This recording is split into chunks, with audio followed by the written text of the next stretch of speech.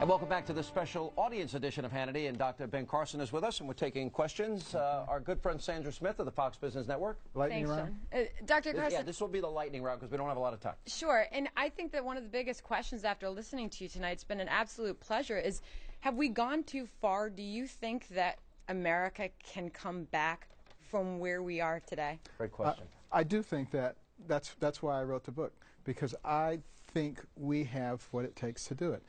We're just going to have to speak up. That's the key. Jamie? It's January 2017. You've just been inaugurated President of the United States. What would be your top legislative priorities?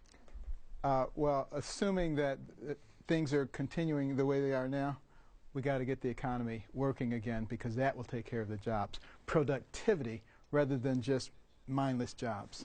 All right, Leslie. Doctor, when you say things people don't want to hear, usually there's an immediate effort to delegitimize the speaker. Were you concerned about that before you made that speech in that forum with that audience? I wasn't concerned, because there's nothing that they can do to delegitimize me.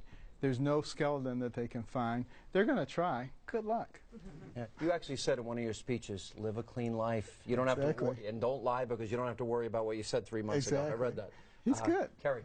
Doctor, in the 1960s, you had Ronald Reagan speaking out against socialized medicine for the AMA. The AMA made a complete 180 and was speaking out for Obamacare. What happened? Well, first of all, only 23% of doctors belong to the AMA. And they go and they grab those ones and they say, this represents the AMA. Enough said. Betsy? I'd like to know how you would solve this problem as a doctor and also as President of the United States. Section 1311 of this law empowers the federal government. Law.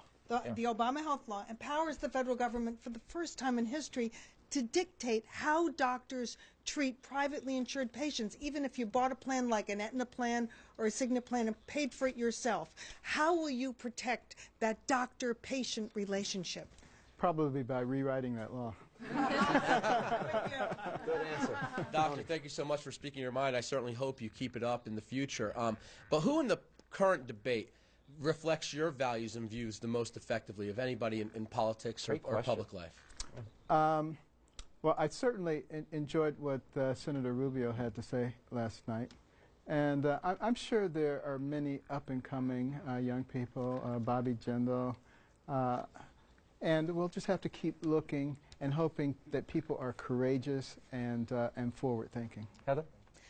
Does a message of personal responsibility sell politically anymore? We've seen President Obama suggesting universal pre-kindergarten care, basically telling parents that it's not their responsibility to prepare their children for school, but rather the government's. I don't think your mother would have bought that message. She understood that it was for you to do that, but we seem to be expanding things that the government can do instead of individuals. Yes. Can a politician stand up and say, sorry, we're not going to give you any more programs? It's for you to take care of your lives? I think it can sell, but we have to start talking about it.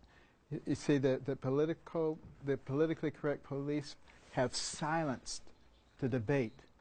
We have to create the debate again, and a lot of the people who are in the middle will have an aha moment. Stefano. The speech with the part about your mother touched me so deeply as a mother of young boys, and I'm wondering how can we best limit the government in a way that creates a million Mrs. Carsons raising up her sons and herself out of poverty into prosperity. How do we do that? We become smart voters. And, you know, a lot of people, they go into the voting booth, they say, oh, there's a name I recognize. Yeah, I'm voting for that one. That's about all they know. If you don't know more than that, you probably should just not vote, or you need to go and teach yourself, because you could be voting against your self-interest. Yeah, Dr. Siegel, Carson, do you think the president heard you? I was hoping that with everything that had happened, that he'd come up to you afterwards and say, I heard you. Do you think he heard you? I'm praying that he did. If he did, you should see some changes in his actions. You would, you're based in Baltimore, and you touched on Medicaid earlier, and as you know, the health outcomes of patients on Medicaid are a lot poorer than they are for private insurance because it underpays doctors and underpays hospitals. But this is the big debate in states around the country, is whether they should expand their Medicaid programs as Obamacare requires them to do. If you were advising the governor of Maryland, what would you tell him to do with the Medicaid expansion?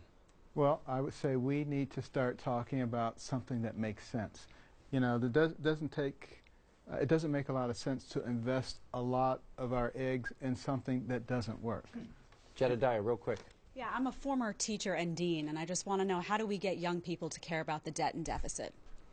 I think we have to give them examples, like the one that I gave, 507,000 years, so they begin to understand what they're facing.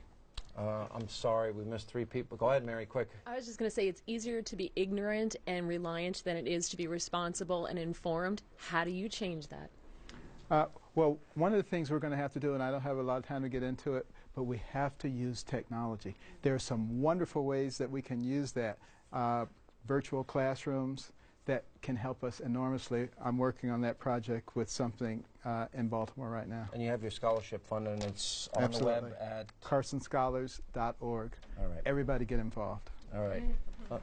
Carson, thank you very much. Thank you very much. Great honor to have you. Absolutely. And that is all the time we have left. As always, thank you for being with us. Let not your heart be troubled. The news continues. We'll see you back.